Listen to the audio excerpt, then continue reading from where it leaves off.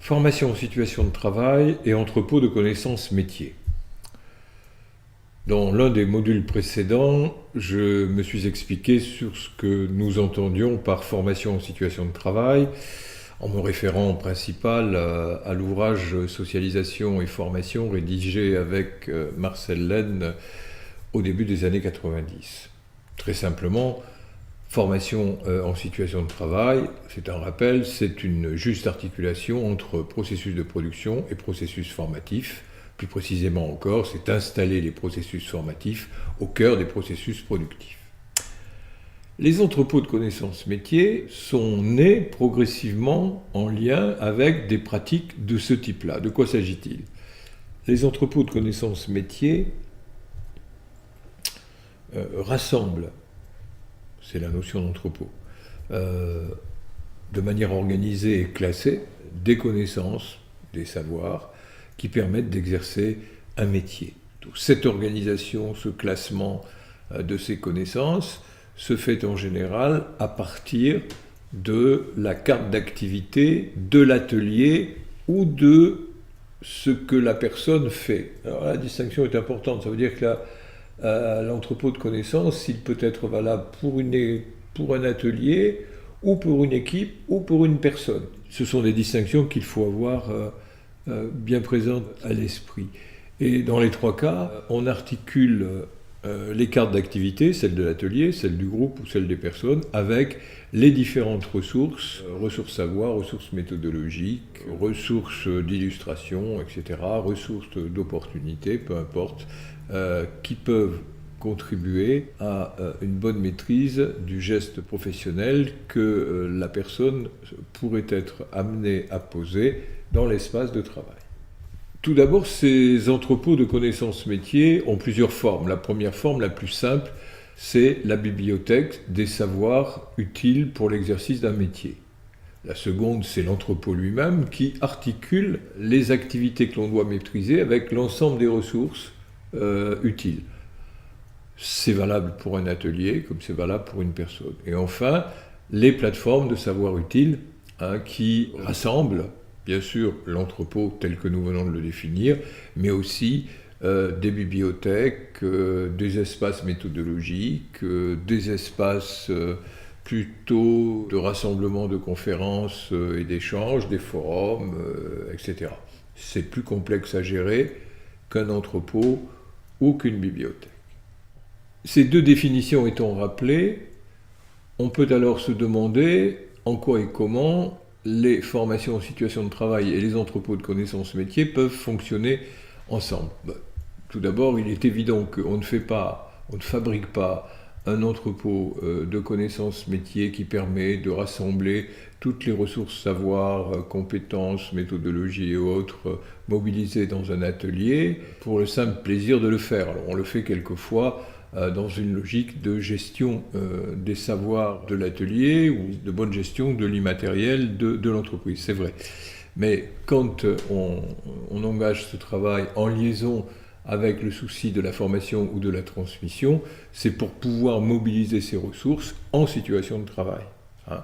On peut aussi, c'est vrai, les utiliser dans des espaces formatifs séparés de la situation de travail. Mais c'est principalement en situation de travail qu'ils sont appelés à devenir actifs. Donc, l'entrepôt de connaissances métiers, c'est l'outil majeur, l'outil principal des formations en situation de travail. La méthodologie que nous avons évoquée dans le module précédent concernant les formations en situation de travail permet d'identifier les activités, les ressources, les process, les opérateurs, les situations, on est d'accord. Mais ensuite, il faut, pour qu'il y ait transmission ou accès au savoir, ou formation, pour parler de manière académique, il faut que quelque part les savoirs utiles soient déposés et systématisés pour que pendant l'exercice de l'activité, on puisse leur faire appel, les mobiliser et les rendre utiles. Alors ça c'est un élément extrêmement important, c'est-à-dire que l'avantage, le très grand avantage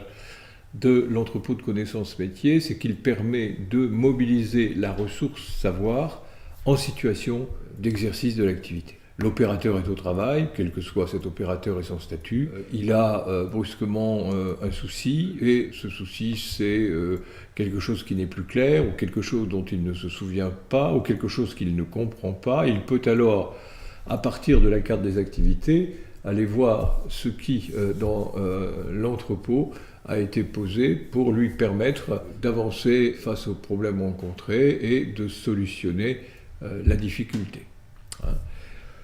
Ces pratiques, il faut bien le dire, ne sont pas tout à fait nouvelles. Les centres ressources qui ont été créés dans certains ateliers, je pense à certains centres ressources dans une usine de construction automobile que je ne citerai pas mais connue de tous, ça se trouvait quelque part en Normandie.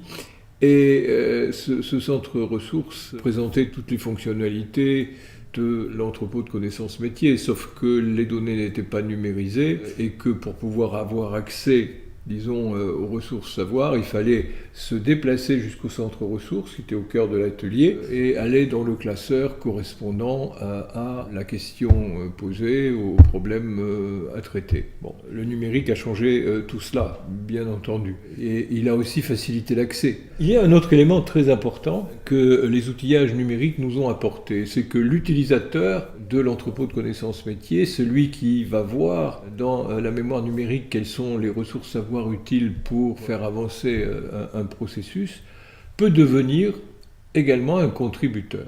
Qu'est-ce que ça veut dire, ça ?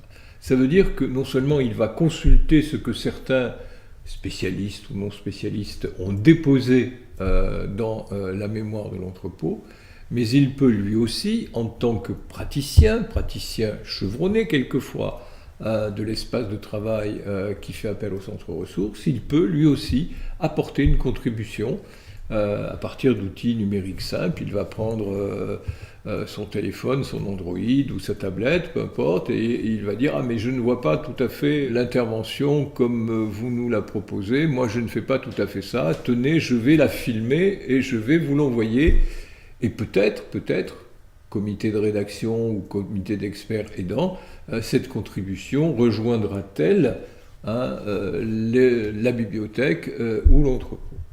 Le fait que le collaborateur qui utilise l'entrepôt de connaissances métiers puisse devenir un contributeur veut dire en principal que le savoir vivant, c'est-à-dire le savoir mobilisé par les vivants dans la situation de travail. Alors on peut considérer que c'est un savoir d'expérience, mais il y a des savoirs d'expérience qui relèvent quelquefois de format académique. Là, il s'agit de l'exercice, disons, de ces savoirs, du vivant du savoir, d'une certaine manière. Et ce vivant du savoir peut être lui aussi, de quelle manière, nous le verrons, fixé, enregistré et mis à disposition des proches. Ça, c'est, je pense, un élément très fort parce que la professionnalisation, c'est-à-dire la maîtrise des ressources utiles pour faire aboutir un processus de production en situation réelle, cette professionnalisation, elle se bâtit en situation réelle en mobilisant des ressources qui sont portées par ceux qui font le métier.